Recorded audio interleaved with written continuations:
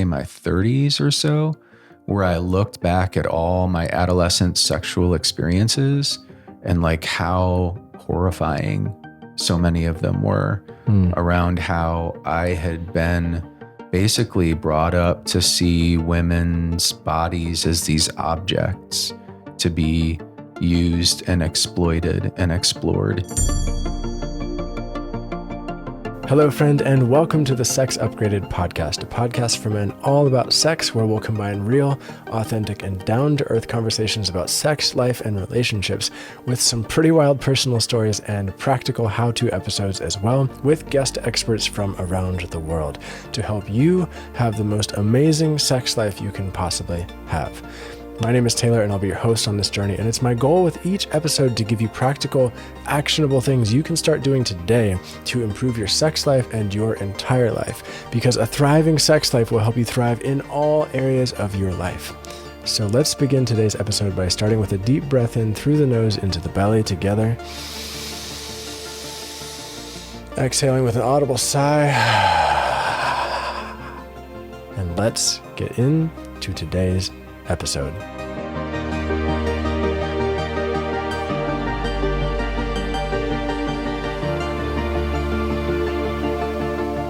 I think it's fair to say that we live in a society that has really fucked up perspectives about sex and relationship and pleasure. And there are a lot of things that happen that are tricky to talk about. And this episode feels a little tricky to me to talk about. And I think it's really important to talk about it. And I want to say thank you so much, Papillon, for being here.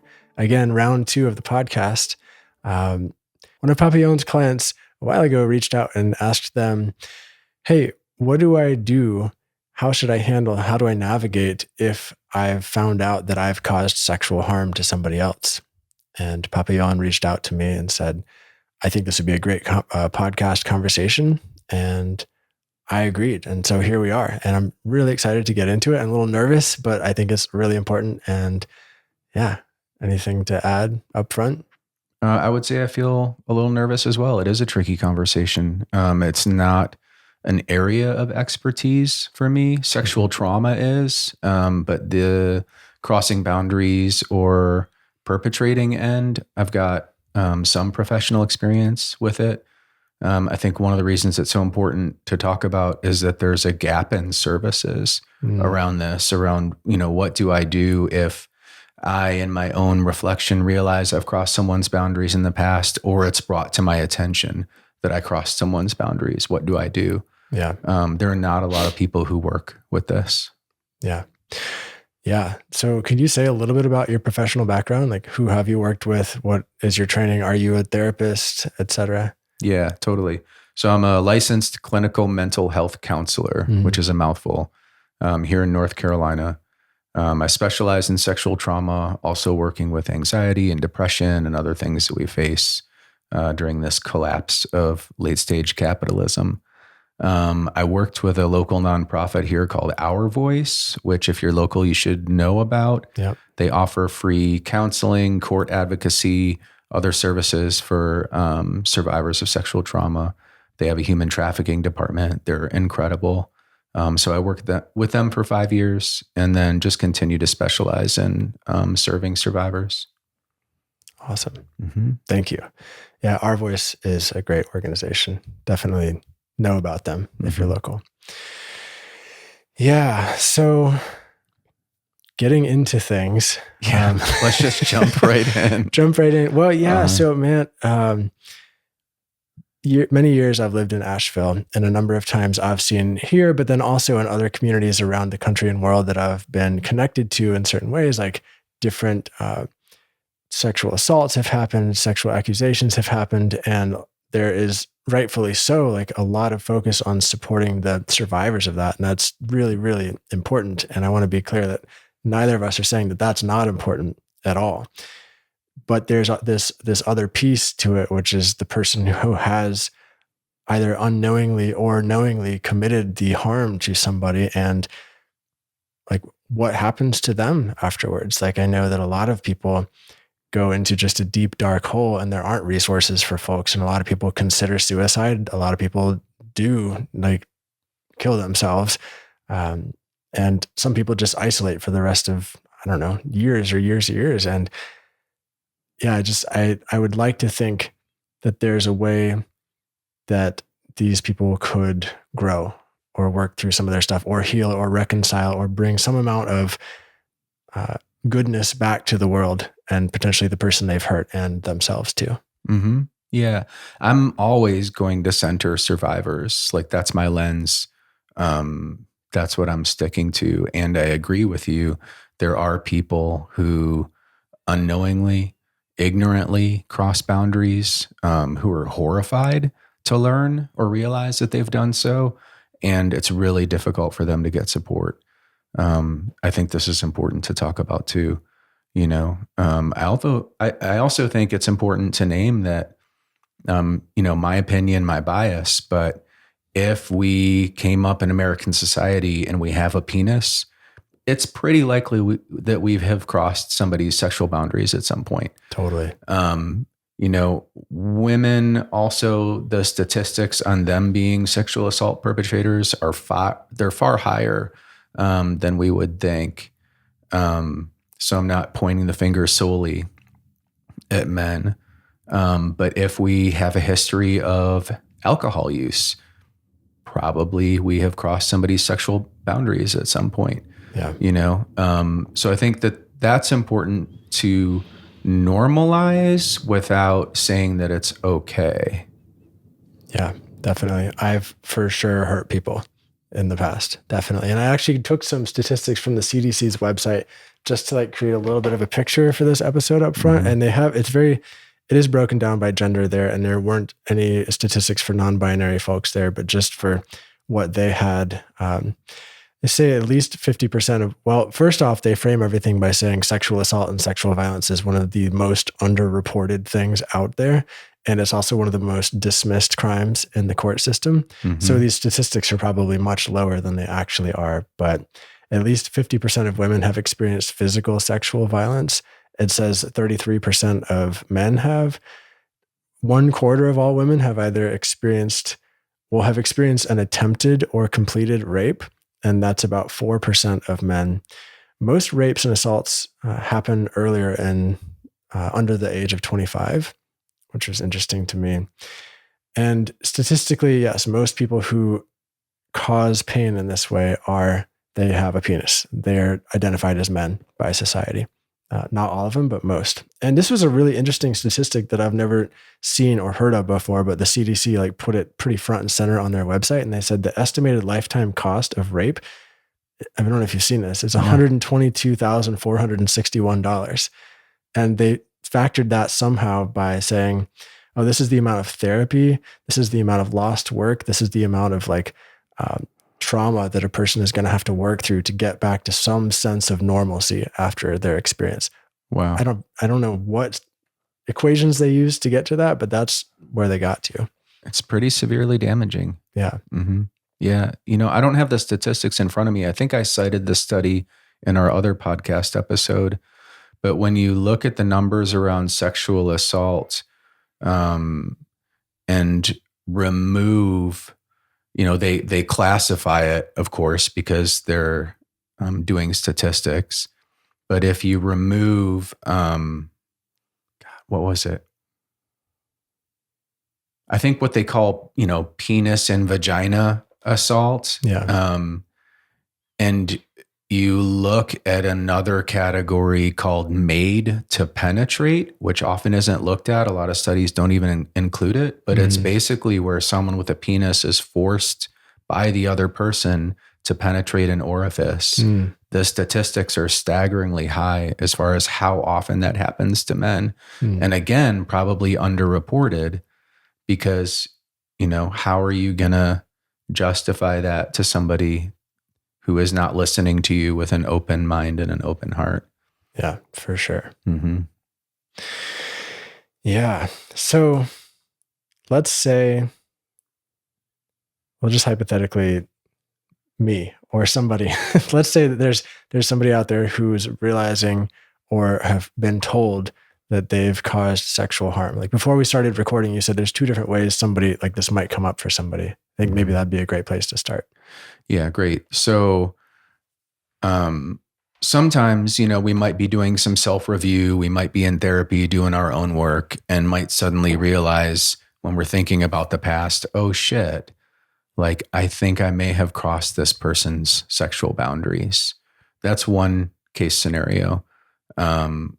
Very different from it's brought to our attention by someone, either directly or through somebody in the community. Hey, you hurt this person and crossed their sexual boundaries. It's a very different scenario, and each requires its own, I think, methodology. Not that I'm an expert, but I don't know anybody that is, which is part of the trouble. Yeah. So you're saying a different methodology, different approach. Maybe we can go into some of those differences. What would you say?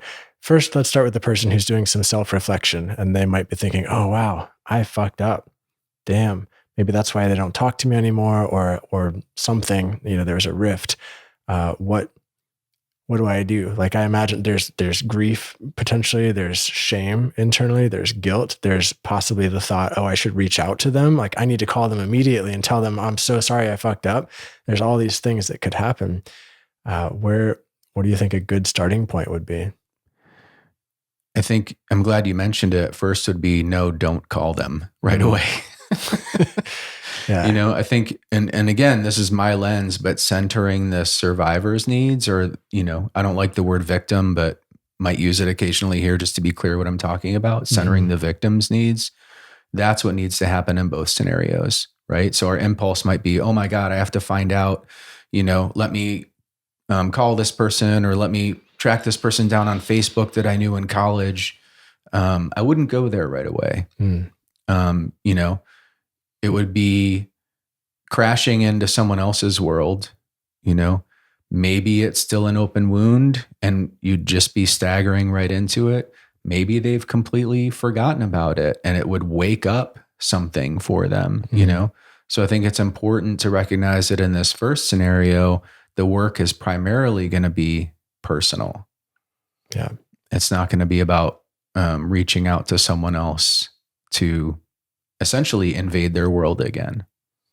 Yeah, that makes sense. Yeah, I imagine if I realized that and I had that impulse, like, oh my God, I got to call them immediately. Like, I'm calling them with my trauma of the pain that I caused or my freak out. And all of a sudden it somehow becomes their responsibility. Exactly. Like, oh, I'm so sorry. Hold space for me. The intentions might be good, but the impact might be bad. Yeah. It would be centering your own needs over the other person's. Totally. So instead, self-reflection, seeking out therapy, like what would you say? Yeah. I mean, I'm always going to be an advocate for therapy. Yeah. It's going to take finding the right person. It's probably a difficult and embarrassing thing to ask about when you're interviewing therapists. Yeah. But I think it's important to be direct. There are probably people in the community, different therapists in our town have different reputations for different things. I get sought out for stuff like this or for other sexually traumatic experiences. And so, yeah, trying to find someone who may be able to support you around it. And then, yeah, there's some like self-reflective stuff that we can talk about too that's important. But yeah, tricky. This whole thing is tricky. Yeah. To find a safe space to talk about it. For sure. Yeah, I want to acknowledge that too. And I imagine this is why like a lot of people don't talk about it and why it festers, internally and potentially creates more disconnection or pain in their life somehow going forward. Because yeah, I imagine like you share this with the wrong person. And by wrong, I mean, well, yeah, how to say this? I would want to be very intentional with who I share this with because it can have an impact. Like it can impact your entire life and community if you share this with somebody who's not going to be holding space for you. Yeah, it's deeply personal. Totally. Deeply personal. And yeah, even therapists. Like I remember one time I'm a big advocate of therapy too. And I was in a non-monogamous relationship years ago and trying to seek out help with that. And I just like surveyed a bunch of different therapists, and I went to one and told them my scenario. Ended up having to like hold space for their reaction to my situation. I thought, well, okay, that's not the right therapist for me. But that's relatively innocuous, comparatively speaking. Yeah, sure. You know? And the landscape has changed, by the way. Like there are a lot more therapists now who are poly-informed, they're kink-informed. Totally. You know, yeah. I'm sorry that happened. Thanks. I did find a great one. Good. Yeah. Good. But yeah, it is important to, you know, this is deeply personal. It's vulnerable, you know, and we obviously want to be careful about who we ask to hold space for that. You know, I don't think that's the only reason people don't share about it. Right. You know, you and I are, I think, both aware of a number of people in our community who are completely fucking ignorant and not repentant, not accountable, Yeah. even narcissistic. And so that's not the only reason people don't share about it, you know? Yeah, for sure. Mm-hmm. And it feels a little impossible outside the scope of this conversation to kind of address that category. Sure. You know, I'm going to try. Well, yeah, but maybe we try to do that. And also, the folks who like, so for example, I surveyed a bunch of like hundreds of women, I think a year or two ago, and asked them questions about their sexual experiences with men. And about 50% of the women said that they had been ejaculated inside of by a man when they explicitly said they didn't want to have that experience. That's half. Mm-hmm. That's half. That's way larger. I mean, any amount is larger than it should be, but that's like 50%, which is fucking crazy. Yeah. And that is actually it can be a deeply traumatizing experience for people, even if they don't say so in the moment. That if you have had that experience, if you listening have done that, like it has deeply impacted somebody. And I'm not here to try to shame you about it. I'm trying to say like, hey, let's talk about it, you know, because it probably impacts you as well. And like, don't immediately call them. Absolutely. Yeah. There's, the realm of, you know, sexualized violation, as I like to call it, is pretty wide. You know, I've had clients devastated by covert condom removal, who felt so traumatized and betrayed when that was done to them. Yeah. Mm-hmm. So instead of calling somebody, there's a therapy option. What are some other things that the person who is doing self-reflection might do? Mm-hmm. So in order to process and assuming that we're talking about in this scenario, the person is regretful, horrified, ashamed, wants to do some form of accountability work. Something that can be really good, I think, to help process it through is to write a letter that we don't send to that person, you know, and to focus on how it may have impacted that person. Not about, oh, I feel so bad, you know. Of course, that's going to be a part of the exercise. But as much as possible, this is a theme like centering, even though this is an imaginary situation, centering the other person's needs, you know. So writing that letter, focusing on how it may have impacted them, how they may have felt, how it may have affected their life moving forward, what I'm doing to change or to grow through this. And, you know, following that, starting to do more self-education on consent, on boundaries, that can be a helpful component of the process too. Yeah. I imagine writing that letter could be deeply powerful, like really trying to understand the potential impact, like really empathizing, really trying to put yourself in their shoes, like especially imagining their life going forward and how it might impact their sexual experiences and their relationships going forward, because it can massively. Absolutely. For sure. Mm-hmm. Yeah. Yeah. I like that idea. Are there other things that come to mind? Yeah. You know, along with writing that letter and self-education is doing a fair amount of journaling. You know, if we're not going to seek therapy or not able to find a good fit, you know, or don't have access to those resources, doing some self-examination, you know, why did I do that? How did I learn that maybe this was okay? Or where does my ignorance come from? You know, just doing a lot of self-reflection and self-evaluation as to how this, what could I have done differently? What can I do differently moving forward?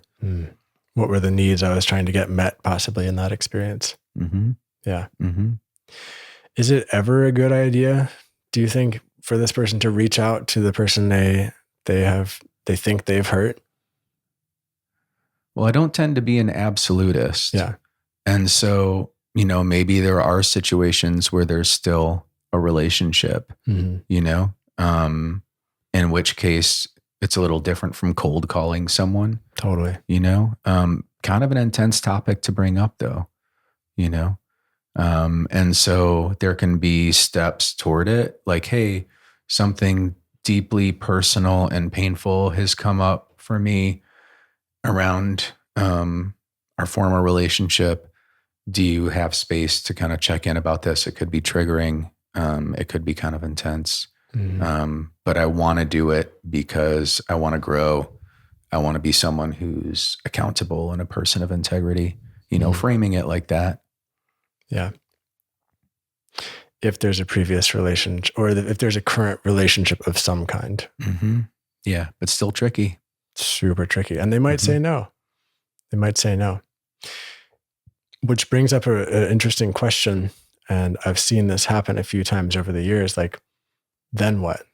You know, I know there's a lot of people, and in a different context, I remember feeling like after a breakup, like, oh, I need to heal with this person in order to heal, right? Is healing possible without connecting with that person? I think so. And I think, you know, the most important part of that healing is the self-education and growth. You know, I think we all want a release or relief from shame, but there is appropriate shame that's part of this process. And I think that's why some of the folks that you and I know have not made it into or through any of those processes, because they're not willing to experience or be with that shame. And so I think we need to be careful not to be just trying to get rid of the shame as quickly as possible. Yeah. Of course, the other end of it, to sit in it and wallow in it and get to the point where we're thinking about killing ourselves, is not so helpful either. Yeah. But there is a middle ground there. Yeah. So it's interesting, the concept of useful shame in this context. Like, what would you say the impact of, or the practice would be with that? Like crying, grieving, just sitting with that, like experiencing the loss of community connection or identity or something like that. Does that make sense? Yeah. There are probably layers, you know, and we're each going to process things in our own way. When I think about it, it's sitting with the thought, I hurt someone. Yeah. You know, and really sitting with that, breathing with it, seeing if we can accept it, not approve it, that it's okay, but accept the reality that it probably happened. Like, oh shit, I did that. Like, actually feel that. Don't try to fix it immediately. Exactly. Just like, oof. Yeah. Yeah. Sitting with it, breathing with it, feeling into it. Maybe there's tears there. Maybe there's more shame. Maybe there's anger that I was trained this way, you know, by the patriarchy, by the movies and stuff that I watched. You know, it's been interesting, not to digress too far, but watching the original Star Wars movies with my kids. I've got an 11-year-old girl and a 6-year-old boy, and watching Han Solo essentially continue to cross Princess Leia's boundaries and be really aggressive with her, verbally, be mean to her. You know, back then that's flirting. My daughter recognized it. She's like, you know, and we reinforce that with the kids, like how he's approaching her. It was acceptable back then, but it's not acceptable. This isn't okay that somebody would treat you like this, or that you would treat someone like this that you're attracted to. Yeah. And we've all been brought up, at least by parents who were living in that generation, steeped in it deeply. And we've all been steeped in it too. And it takes some work to reprogram and deprogram all that. Yeah. So there may be feelings of anger, feelings of, oh my God, I've been ignorant, There's a lot potentially to sit with. Totally. And even feelings of anger at yourself. It's totally legitimate. Absolutely. Right? And yeah, feeling it is so important. Like smash a pillow, smash a bed, like do something with it. Don't just bury it, because that's when it gets even more gnarly. Yeah. I'm going to get real vulnerable. I went through a period probably in I'm going to say my 30s or so, where I looked back at all my adolescent sexual experiences and like how horrifying so many of them were, around how I had been basically brought up to see women's bodies as these objects to be used and exploited and explored. And I actually wrote a whole bunch of poetry about those experiences in very like blunt language, and went through a measure of, self-disgust, of shame, and also just, in a way, it's going to sound weird, but like embracing how horrible it was, not celebrating it, but embracing how awful and hollow so much of it was. And so I'm proud of those works, but I would never read them at a poetry slam. God. Yeah. Or possibly anywhere, I imagine. Yeah. I have shared them here and there. Yeah. Yeah. In the appropriate context. You're not about to post them on Facebook, I imagine. No, especially not in my current profession. Yeah. Yeah. But it was a really powerful way to process it, to like lay it out in just really harsh, direct, black and white language of what I had done. Yeah. And I mean, I've never, to my knowledge, specifically raped someone or forced anyone to do anything. Yeah. But we are trained to literally objectify women. That's primarily where I was attracted, and I did a lot of that. Yeah. It sucks. Same. Yeah. Especially like for me, reinforced with porn. Like I watched a ton of porn in my 20s, like tons of it, hours and hours and hours. And it definitely framed how I viewed women, for sure. And I noticed that still lingers in my system too. I don't think it's ever actually going to completely go away, but I would say it's a practice for me. And then in my current relationship, like we can play with the objectification in a healthy and fun way, but that's like totally different from operating from that perspective as the normal life, like seeing them as an object sort of thing. Absolutely. I still remember my dad caught me with this. I grew up before the internet. Whoa. Yeah. What do you mean? My dad caught me with these things called magazines, porn magazines. And I was pretty young. I was probably in middle school or something.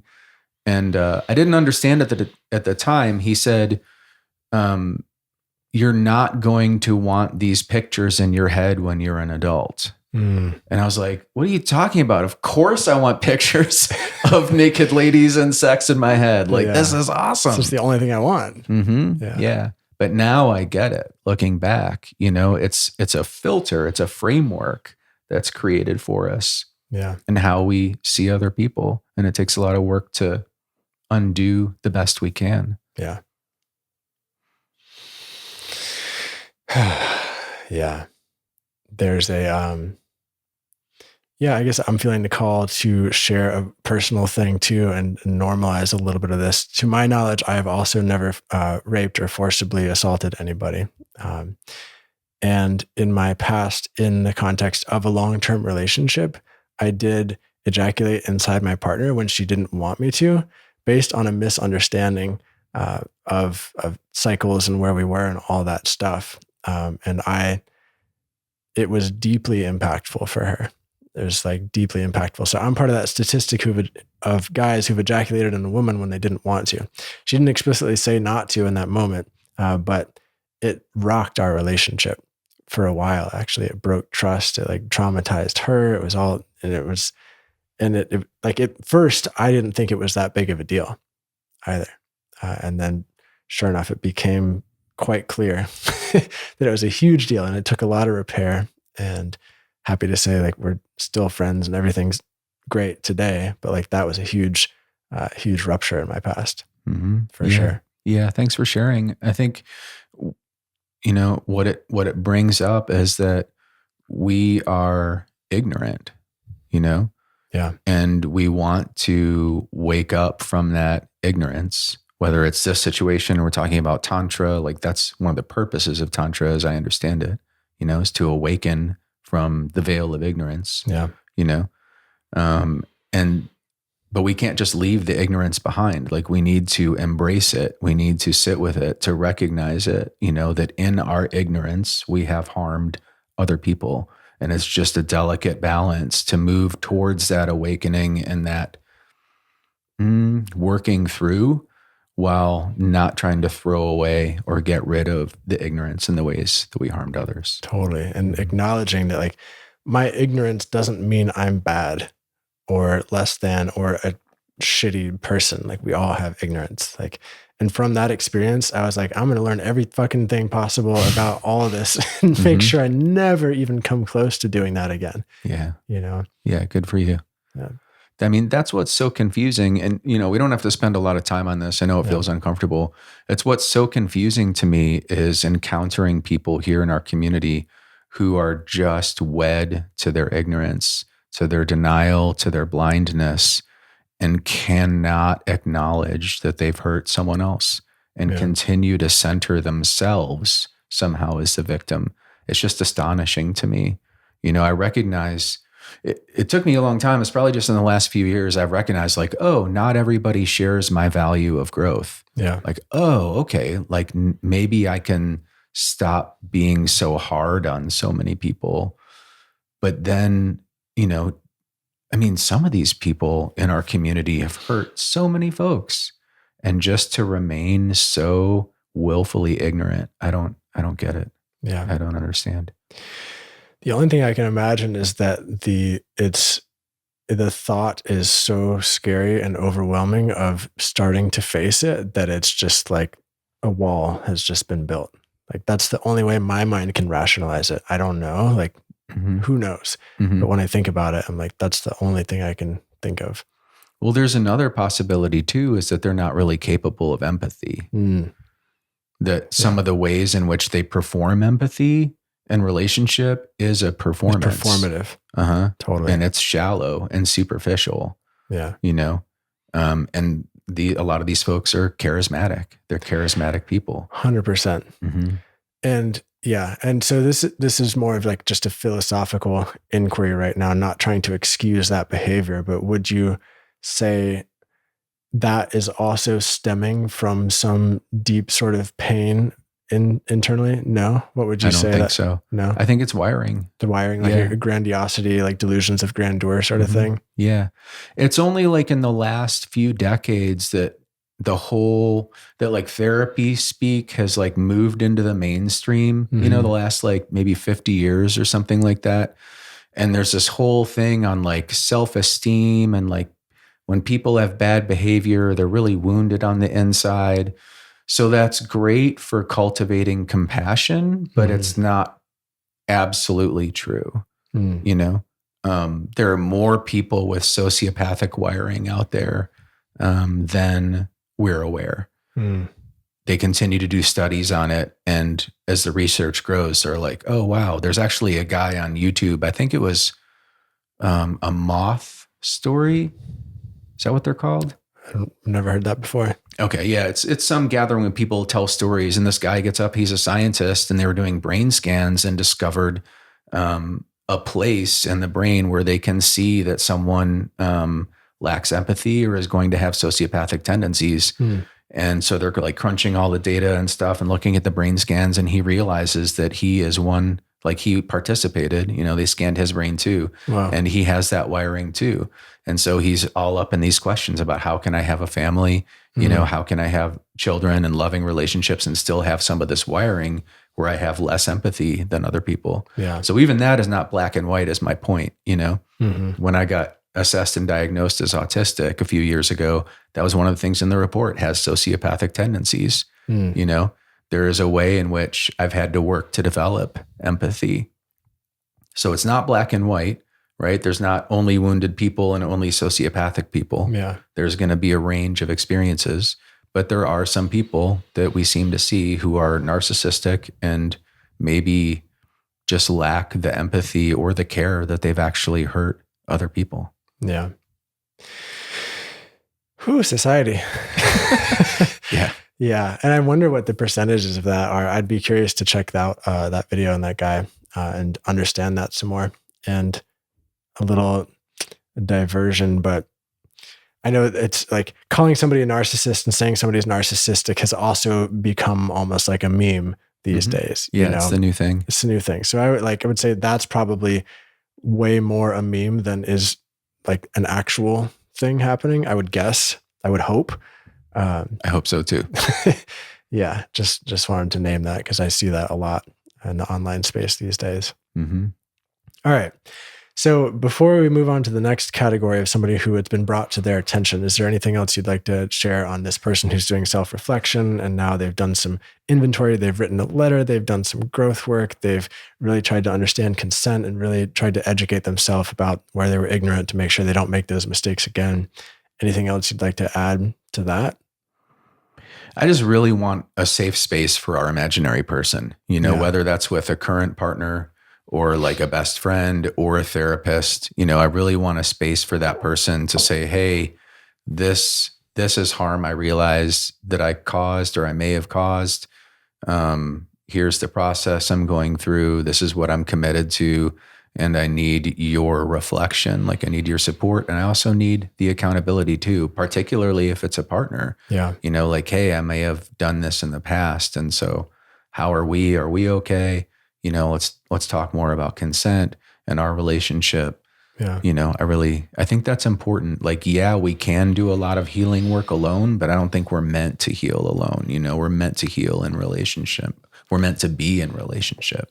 Totally. 100%. I imagine, and I think that this is where somebody being a part of an affinity group would be really helpful. Like for example, for me, I've been in different men's groups for, 10 plus years because I identify as a man. And like, those are containers where we all have the agreement that we're there to support each other, but also to hold each other accountable really for anything that comes up, That's been deeply helpful for me.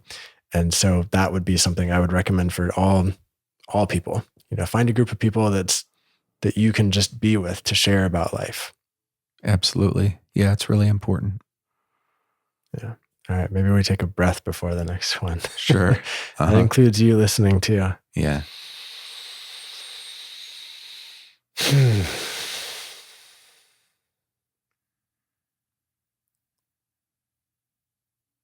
All right. This podcast is brought to you by all the men who've gone through my trainings over the years. Thank you. You are the sponsors of this show. It could not happen without you. Two things I want to share with you real quick. Number one is my Orgasmic Mastery course. It's a 10-week journey for men to become the best lovers they can possibly be, to master their sexual energy in the bedroom, to overcome premature ejaculation, overcome erectile dysfunction, experience full body orgasms, full body non-ejaculatory orgasms, and to be the man who blows his lovers' minds. The second course is Semen Retention Mastery. This is an intelligent lifestyle design course where you get to master the art of sexual energy transmutation and really build up your life force and direct it into your business, your creative projects, your mission, whatever it is that you want to really excel at and thrive in your life so you can live the life you truly want. So if you want to check those out, there are links in the episode description. And with all that being said, thank you again. Let's get back to today's episode.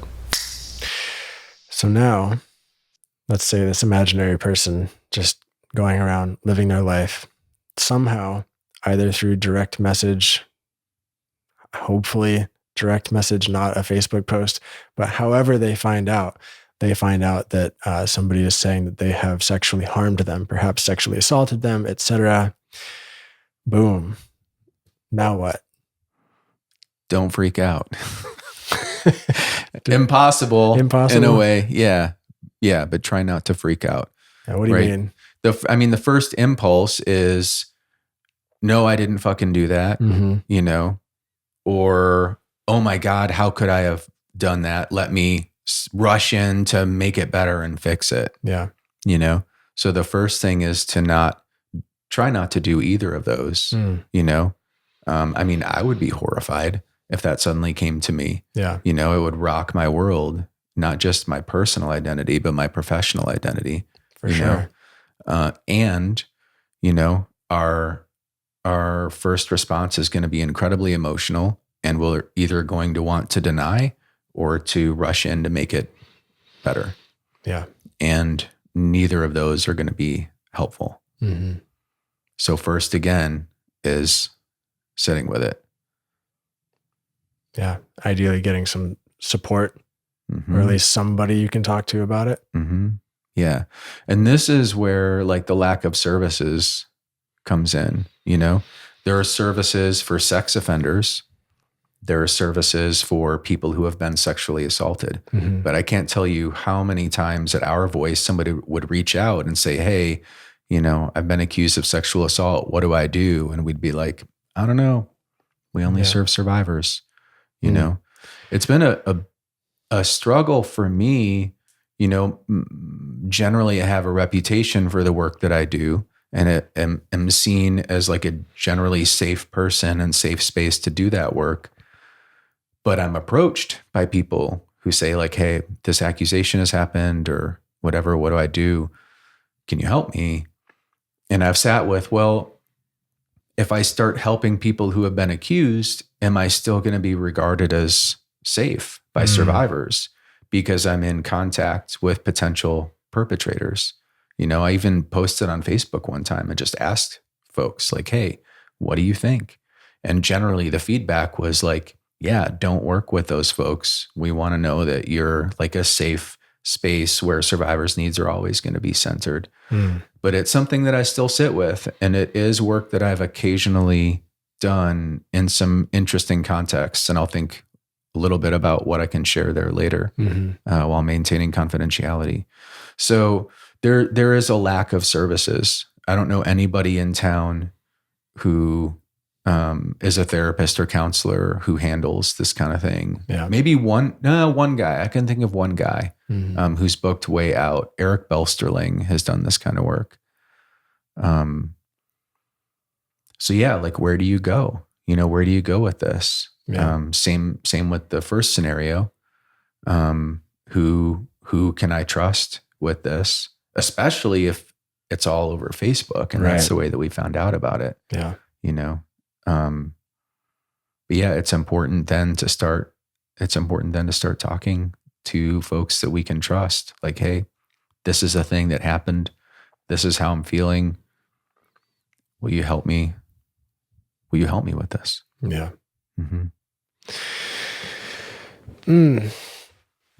Yeah. Questions. Yeah, it's just like, man, I'm imagining being in that position. I've seen different folks get called out on Facebook for different things over the past bunch of years, and it's rough.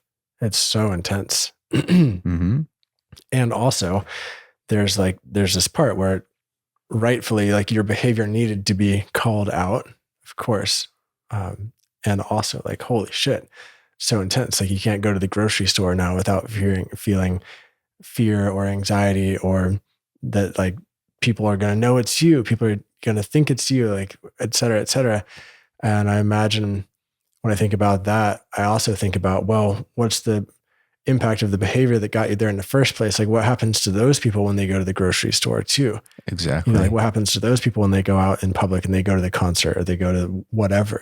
And I imagine that could be part of the letter writing process too. Like, I imagine the letter writing process would still be a great exercise to do in this context. Right. Yeah. So a few thoughts. I'm glad that you brought up, it's a mirror of the survivor's experience. You know, I've had clients who have decided they just need to move out of Asheville because everywhere they go, they're terrified they're going to see this person that sexually assaulted them. Yeah. You know, everyone I know who's a survivor who has called someone out publicly on social media or in my podcast or something like that has tried a whole bunch of other things first, and those haven't worked. And so I'm sure it happens, but I'm not aware of anyone. I mean, can you imagine how scary that is as a survivor to like post on Facebook, like, hey, this person sexually assaulted me? Yeah. It's a huge step and not something people just do casually. Yeah. I can't imagine, actually. That's terrifying to think about for sure. So I want to name that, and I'm glad that you brought it up. There's another important piece here, like before like writing letters or starting to move into like, how do I work this through? It's important to try to find out, what does the survivor need, right? If it's, let's rewind from the horror scenario. Suddenly going out on Facebook, but you know, say a past partner reaches out to you, you know, or a friend of someone reaches out to you like, hey, did you know, like you sexually violated this person? So once we've sat with it, moved through, you know, the denial or the rage or the shame or whatever it is, you know, to ask if possible, if it has to be through an intermediary, what can I do or what do you need from me? Not how can I absolve myself of this, of the shame and, you know, everybody knowing, but what is it that you need from me if I've hurt you? That's an important step. We can't always get there. You know, sometimes the survivor doesn't want to talk to that person or have anything to do with them. But sometimes that's an option. Yeah. Yeah. And I'm thinking again too, like, so in the case of the survivor wants nothing to do with this person, doesn't even want to communicate through an intermediary, which is, you know, it's fine. It's like their prerogative, their journey. What is this other person to do? Assuming that this is a person who realizes, oh, I fucked up. I hurt this person. I want to grow. I want to learn. Like I want to do differently for the rest of my life, sort of a thing. Then I think we're back to scenario one, you know? Yeah. Scenario two is, you know, there are a couple other components, you know, there's maybe a social component if it's been posted on social media. There are a whole lot of other components if the survivor actually is willing to communicate and has a list of needs, or there's the potential for any kind of restorative justice. Yeah, it's a whole different scenario, and we can get into that as you're ready to. Yeah. What do you think would be a good next step in this conversation? Going into that, talking a little bit more about the like, oh shit, I've been called out kind of a thing, or called in. No, I think I think going into it, you know, like if we're centering the survivor's needs and that person is willing to communicate either directly or through an intermediary, what is it that the survivor wants or needs, you know? That idea, thought right now, just to like really go there for a second. If somebody's thinking like, well, I have needs too, I need to figure this out. Like, what would you say to that? Like, what does centering the survivor's needs do for the scenario in its entirety? It's a good question. If we want to grow, we need to step out of our own ego and our own needs. If we have ignorantly or maybe even somewhat intentionally hurt someone else, but we want to be different, we need to start with some humility, right? Sexual assault and sexual violation is often putting our needs before someone else's. And so doing the opposite is one of the paths to getting it closer to right. So centering the survivor's needs, asking what they need first and foremost. Sure, I've got needs. I'm horrified. I'm ashamed. I'm confused. What do Yeah. you mean? How did I even do that? Yeah. Of course, all that's going to be there. But, and again, this is my lens, right? This is my bias. For sure. I'm the one who's sitting here. Yeah. The survivor's needs are what need to be centered. And you'll see that too in restorative justice literature. That's the way through. Yeah. I think it's just helpful to expand on that a little bit. Cause I've seen people or heard people be like, well, I've got needs in this situation too. But like hearing you say that and just talking about it more and imagining it, I'm getting this visual of there's like scales, right? And like in the original thing or things that caused the harm, like, yeah, the person who caused the harm, like their needs were definitely prioritized in that moment over the other person. So it's at least a starting point to rebalance those scales. Yeah. Yeah, you got it. And so, those needs could look really different person to person. In some of the scenarios that I've worked with or attempted to work with, one of the needs was I need you to get in therapy to confront and face some of this stuff. I need you to pay for my therapy.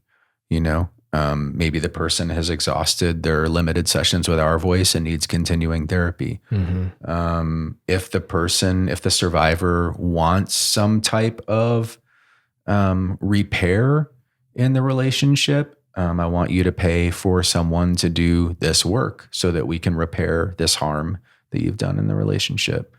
I want you to not go to certain places where I'm going to be, or I want you to let me know if you're going to be at certain places so I can avoid them.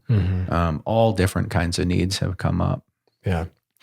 And in your experience, has it ever been the case, because I know this is a thought that some people listening will be having, has it ever been the case that somebody you've worked with, because you're working with survivors, has had requests over time that seem unrealistic or extreme?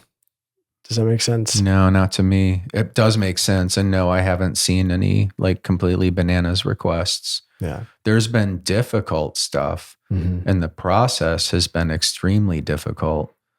Trying to think how much I can say about this.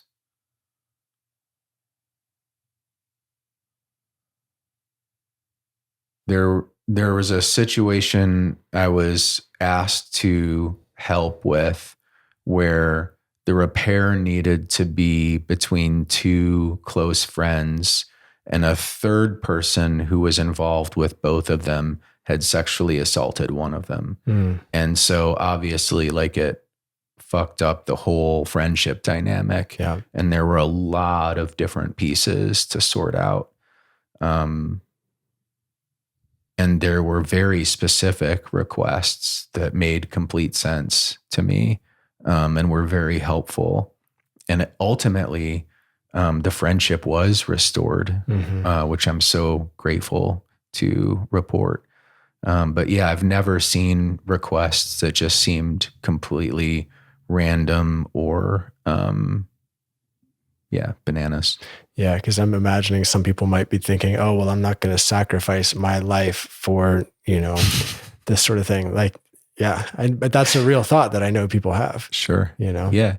It's a huge opportunity to confront our own ego and our own ignorance. Yeah. A painful one. Yeah. Pain. And pain is part of the human experience, and pain can be breathed through and worked with, and it can help us grow out the other side, better and stronger and more positively impactful on the world. Maybe we don't ever interact with that person again because maybe that's what they need, but like going forward, we can have a better impact, And I think I imagine that's something that comes up for guys or for anybody who has caused sexual harm or who has sexually assaulted somebody. They might think like, am I fucked up for life? Like, have I destroyed everything? Like, is there no hope anymore? Like, am I ruined? Am I ever going to be able to, heal and have a healthy relationship, et cetera? Yeah. I know someone and worked with someone who very similar. They're like a number of different allegations. This person was horrified, did their best to center those people's needs, did anything that was asked of them. And it seemed like, now granted, in this case, I hadn't worked with any of the survivors. I was in relationship with the person who had been accused. Mm-hmm. So I don't have, a clear view of everything that was happening. Yeah. But the impression that I had was they did everything they could to do the work. And the rumor mill, took off around all of it. And they ended up leaving town and moving somewhere else. Again, I only have their reports, but given their horror and everything that I supported them with trying to do to remedy whatever they could around it and do the self-education and all the work that they needed to do, that still wasn't enough, and they had to leave. Yeah. Interesting. That's rough. Yeah. And I wonder, it brings up another question for me, which is, like nothing happens in a vacuum, right? Everything's impacting community on some level. So say that somebody has done something and they have done a lot of what we just talked about here. They've worked on things. They've really tried to re-educate themselves. They've tried to do the best that they can to center the needs of the people or the person that they've harmed. Is there like, how to articulate this? Like, there's sort of like a social inertia, right? Or a belief structure that gets created about a person. And I think you just sort of spoke to it. Like, is it possible then for that to shift and for people to see if it indeed is true that they've done a lot of work and are a different person? Like, is it possible to say, or at least exemplify or show that it is possible to change and grow in that way? You know what I mean? Like, how would somebody know that somebody had actually changed? Hearing from the survivor that they're satisfied with the work that person has done, and they feel like as best as possible, the harm has been repaired. Got it. Mm-hmm. But it takes a lot of bravery and courage on all parts, and like clear communication and good support, good intentions. Yeah. Mm-hmm. Yeah. And I imagine that's scary for the survivor too, to even be public about that. Like, most people, I imagine, don't want to say, hey, this thing happened to me. Like, ouch, that brings a whole lot of attention your way, and not all of it is going to be helpful. Mm-hmm. There are a lot of layers in this shit sandwich. Yeah, man. All right. Well, we are at an hour in the conversation already. I know that's actually surprising. I was expecting like 40 minutes or something like that. We don't have to stop right now. I'm just noting the time.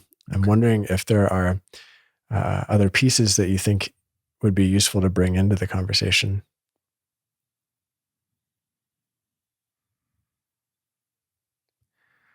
There's a whole growing movement around what's usually called restorative justice. I've read a few books there. There's one or two folks here who are trained in a specific model, as I understand it. It's something that I've looked into, but again, have been asked largely to center survivors' needs. And so I haven't, to my best recollection, like specifically worked with someone who came to me and said, hey, I've hurt someone. Will you help me? So I think it's important for anyone listening who's interested to look into restorative justice models. I think our community really needs more facilitators of this. I think more people need to be aware that it's a potential way to work with this, because right now what we have is people fumbling around in the dark, so to speak, and it's just not really working out so well for most folks. Yeah. Got it. Yeah. I'm going to look at this list I have just to see if there's anything else I wanted to bring in.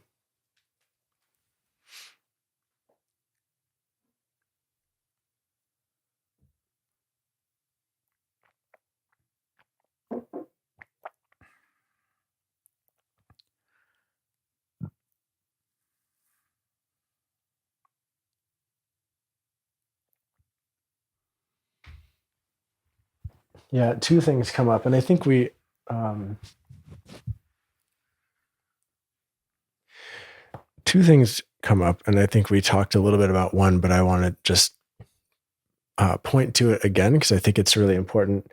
How can, how can a person in this position ensure that the growth work they're doing is actually genuine and not a process just to like rid themselves of the guilt of it? I think that's where other people are important.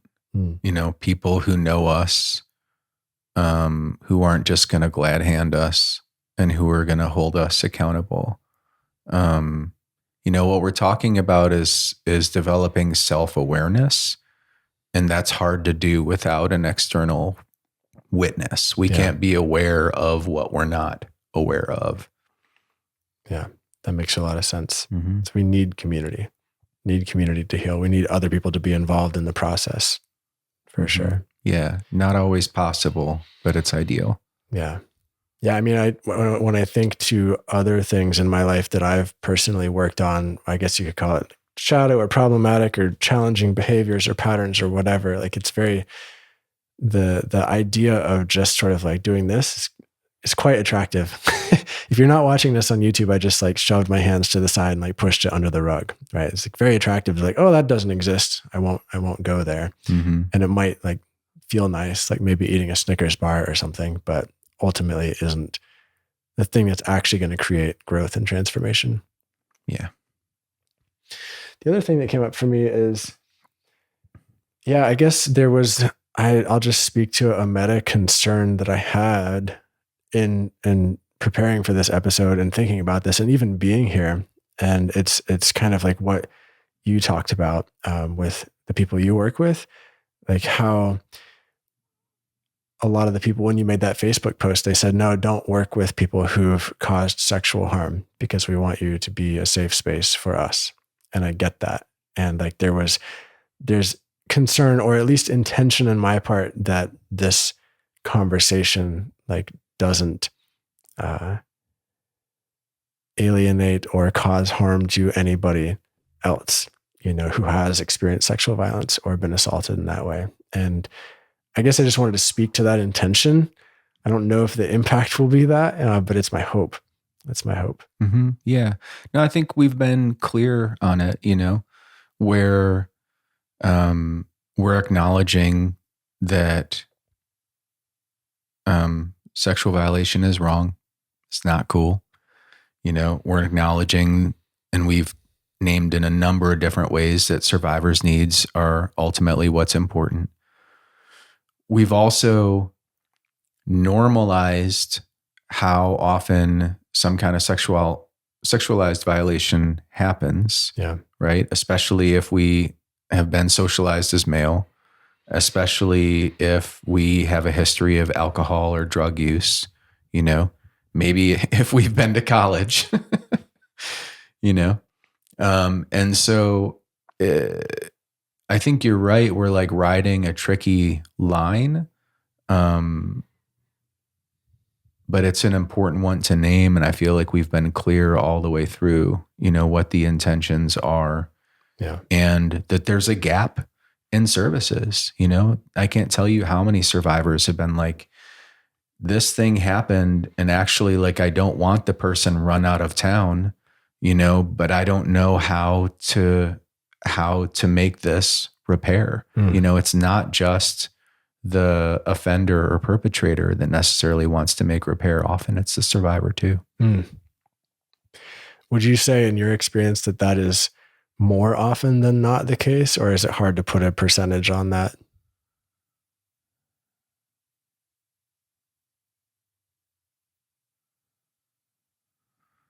I think it's hard to put a percentage on that. Most people that I work with, we're talking about childhood sexual abuse. Yeah. Of the percentage of folks that it's been like a recent sexual assault or some type of violation,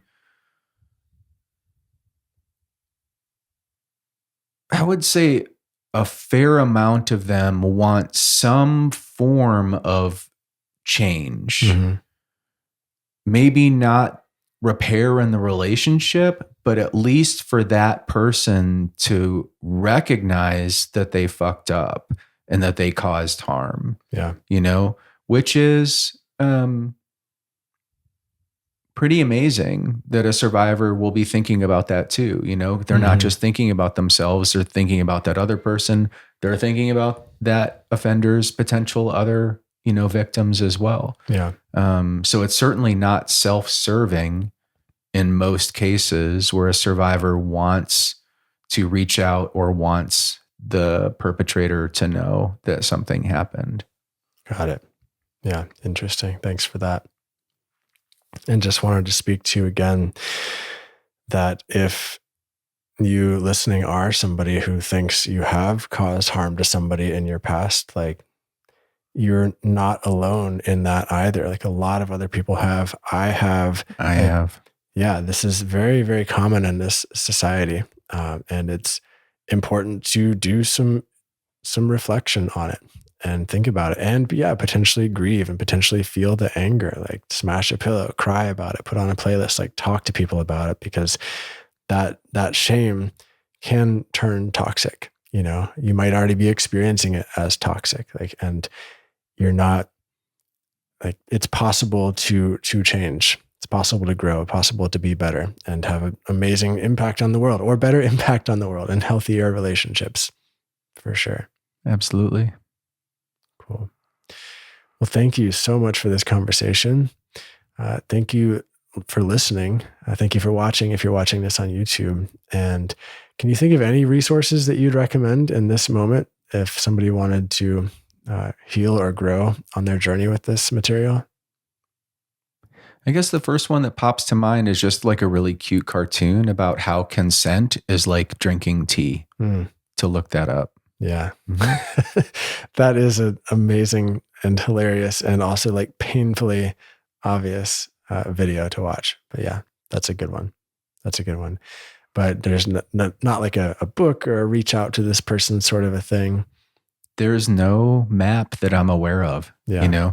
There's a lack. Yeah. There's a lack in this area. Cool. I'd love to be made aware of if there is something. There are probably zines out there, in the underground or in other communities. But I'm not aware of anything, and I'd love to learn if there is. So if somebody listening to this or watching this has something like that, that's a really good resource, like, please send it to me. Please send it to us. If you send it to me, I'll share it with Papillon, and we'll put it in the show notes, because these resources are important. I would really like to think there is something out there. And potentially part of the process too is to experience the grief and the anger that there might not be something like this out there, if you're feeling alone in this. And I think that's where, like, finding somebody to talk to would be a really good step. Definitely. Cool. All right. Thank you so much again. We did it. Yeah, man, such an important, rich topic, and so needed to talk about it. Yeah. Thanks for going there. Thanks for sharing vulnerably about your life as well, and creating a space to have this conversation. Yeah, you too. Thanks, Taylor. Cool. And I will see you all in the next episode.